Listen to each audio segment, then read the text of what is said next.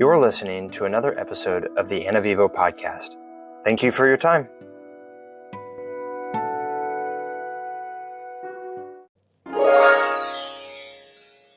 The Black Dahlia Murder.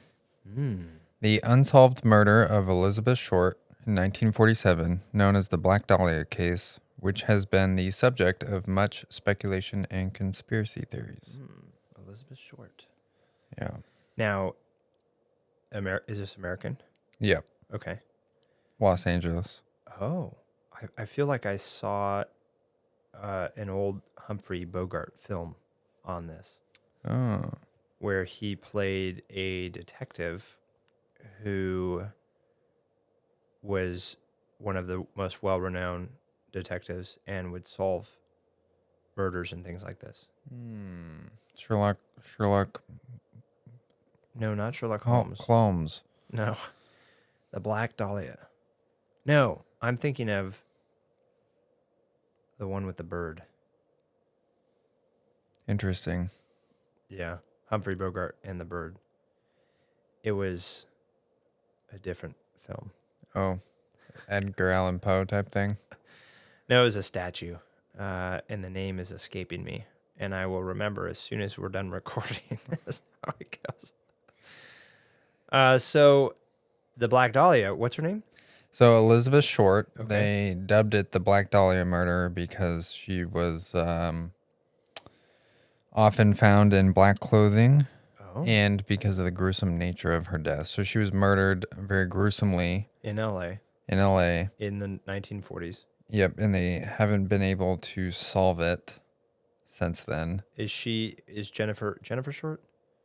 Elizabeth Short. I'm sorry, Elizabeth Short. Was she a famous person? Or is this just a random Nope. non-famous? It's just random, non-famous. But she was often found in black clothing. She wasn't an actress? Right. Or something? Right. That doesn't sound right. Right. Okay. So this random Los Angeles woman, Elizabeth Short, 1940s, murdered. She always wore black. Why Dahlia? Where does that come from? Yeah, that's a good question. It's Black Dahlia has to do with The way she was murdered. And so how was she murdered? So you want to get gruesome into it? Yeah, I mean, it's probably a safe audience that's listening. The following episode is not okay for kids like me. I should probably... Please listen to this one with discretion. Thank you. Reading that for us live. Okay, thank you, Oliver. So yeah. So she's 22 years old. Okay. She was aspiring to become an actress. Okay. She was not at the time. She was sliced in half. Wow. And her blood was drained from her body. Sliced in half, like straight down. Bisected at the waist. Oh, sliced in half that way, so horizontally, not vertically. Yeah. Okay. And then her blood was drained. So it was sort of like a cow, like what you do with an animal. You cut it right in half. Well, you cut them, you fillet them out, and then you hang them, usually by their feet, and drain the blood. Yeah. And that's what happened to her? Yeah. Wow. That is terrifying. So, drain of her blood. They came in, and there are literally no clues. No nothing. So, yeah, how did they find her? Strung up or just pieces? Was it something that reported a missing person kind of thing went on, and they were like, oh, we need to go find her. She's due for her acting. She was found in a vacant lot on the west side of South Norton Avenue. Whoa. Um, Just the pieces with no blood in them. At the time, it was in a largely undeveloped park. Not hung up by anything. Right. So just Weird. laying there. People found her walking with their 3-year-old daughter, initially thinking it was a discarded mannequin. Oh, no. Which, as you would be inclined to think. Yeah, because you're drained of blood. You're probably pretty pale. And you're in pieces. Yeah. Yikes. Rushed to a nearby house, telephone police, mutilated, severed, drained of blood. And this is the 1940, what'd you say? 47. Wow. Yikes. This is some gruesome stuff. The corpse has been posed with her hands over her head, her elbows bent at right angles, and her legs spread apart. Wow. Yeah. Yep. So that's like, the end of the war happens, 1945, 1946. Folks are all coming home. The rise of media, cinema, everybody needs jobs. LA is a popular place, still is. And then this murder happens. Yeah. Was she found in black clothing, or was she naked? She was naked. Okay. I But think everybody who had seen her previously, she would just always wear black. Yeah. She Okay. was very emo. Very emo. I mean, was it like black Well, emo goth style, or was it black like classy, like what you would wear to a cocktail party or a dressy classy event? I don't know. So you're just assuming that she was Well, emo. they didn't have emos like they do today, but I'm sure they dressed in I'm black. sure it was probably just something classy. If she's an actress, she's probably wearing some nice black dress. Yeah. Okay. Yeah. So they can't figure anything out about it. They Wow. think she was raped, and they found a heel print in the mud next to her. That was not the kids, the couple and the kid that saw her. Right. Okay. And so one guy says that his dad did it. What? Wait, what? And wait. Back up. One kid said. So My there's dad. a bunch of different theories, Okay. and a lot of it is just like general, like we think a group of people did it, Okay. or we think someone that wanted revenge on her did it, or whatever. And then one guy, Dr. George Hodel, Steve Hodel, came up and claimed that his dad, Dr. George Hodel, did it. Whoa. What And was his dad? I don't know anything else about that. What was his dad a doctor of? I don't know. And he Why? must have really hated his dad too. Why? Yeah, seriously. That's an interesting thread. Yeah. Yep. I wonder if there's like some German, Nazi German people coming to the U.S. now post World War II, and he was an experiment. This is where my mind is going. He's a doctor. He was experimenting on her. And he was used to experiments, back in Nazi Germany, and he's doing this on this lady. Yeah. But there's countless books, movies, and TV shows made about the Black Dahlia murder. Weird.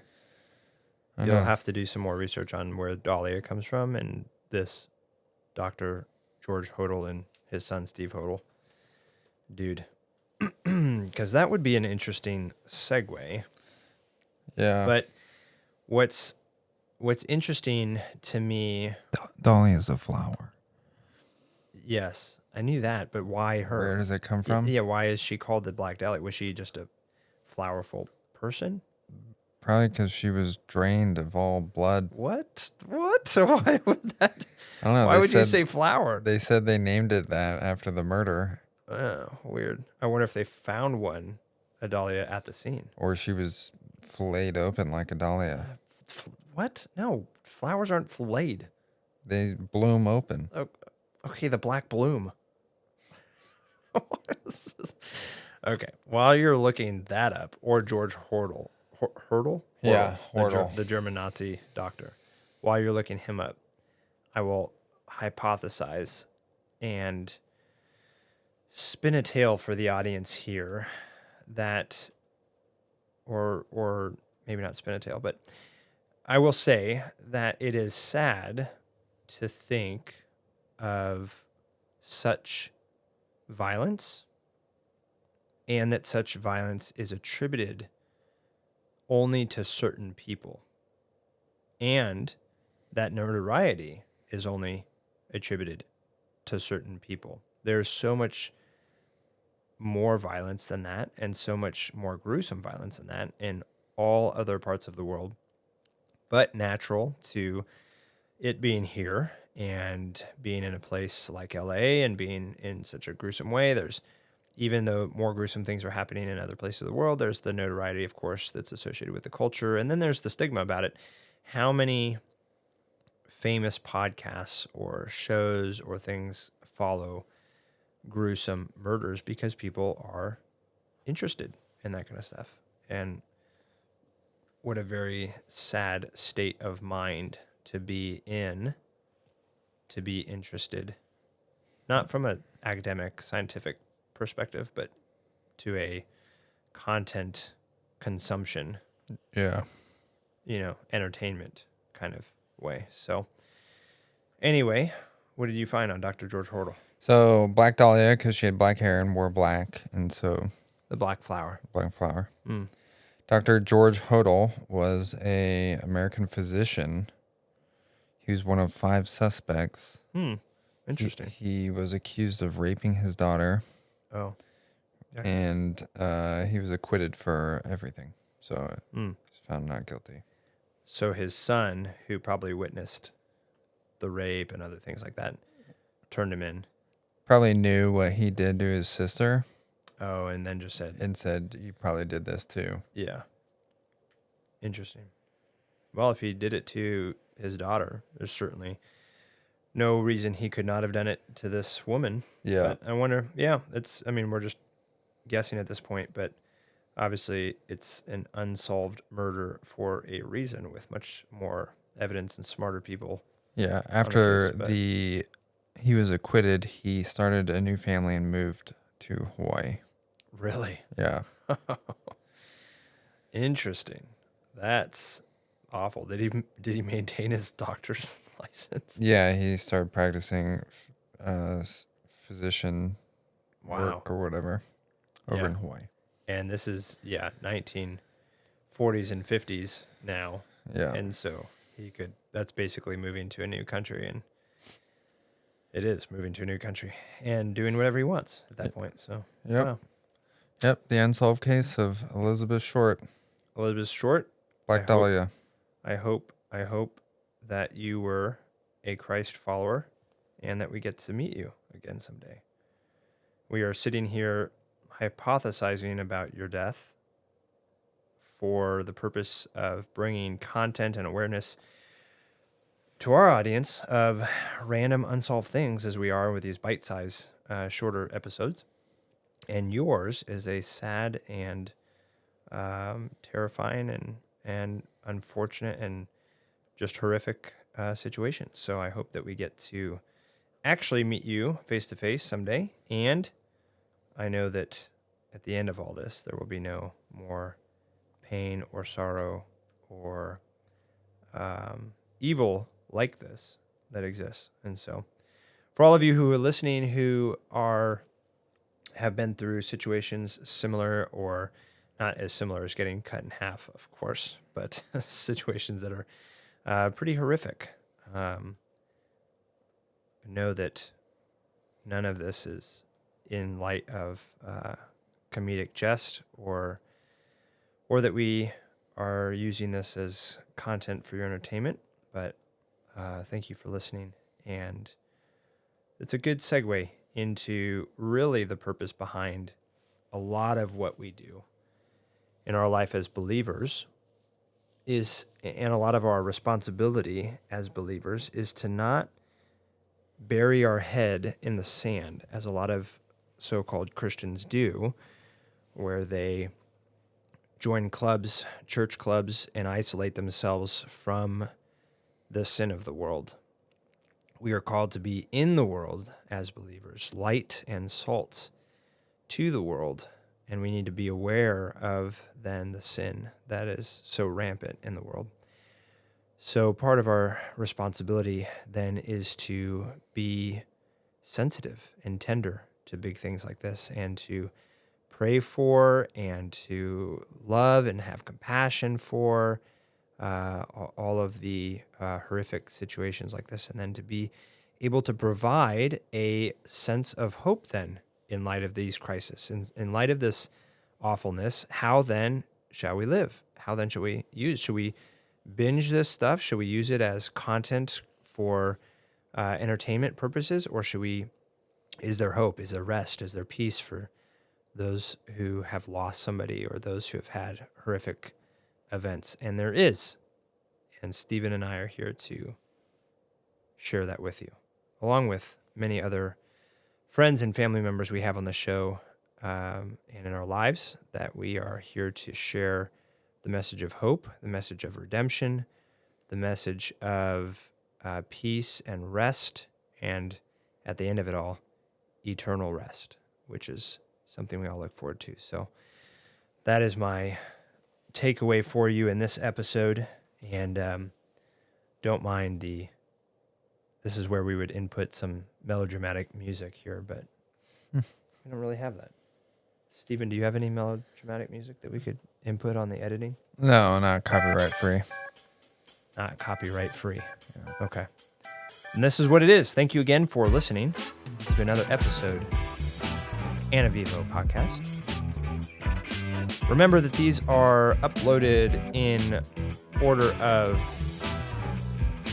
date. Some of your players will play them backwards for some reason. Some of them will play them forward. If you're listening to a part 1 or part 2 in the series, make sure you click on the right part 1 or part 2, or use a podcast player, whether it's Apple or Spotify or whatever that is, playing it in the right order.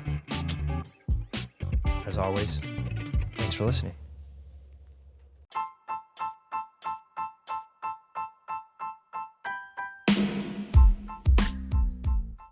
Thank you for listening to another episode of the Ana Vivo Podcast. We welcome your feedback and ideas. You can learn more about us by simply Googling the word Ana Vivo. This podcast is supported by listeners like you. I am a licensed real estate broker with Compass Real Estate and a nationwide real estate matchmaker.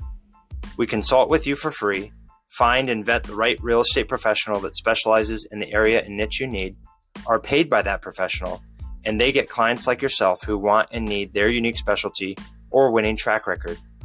If you or someone you know is in the market to buy or sell real estate anywhere in the U.S., don't simply web search the highest paying advertiser. Let us use our licensed experience to find and vet the real and best professional for you. It costs you nothing but a phone call or email with me, and has saved my clients financially and emotionally. I'd be honored to serve, and you can reach me direct by email at tim.c.miller@outlook.com. And as always, to God be the glory.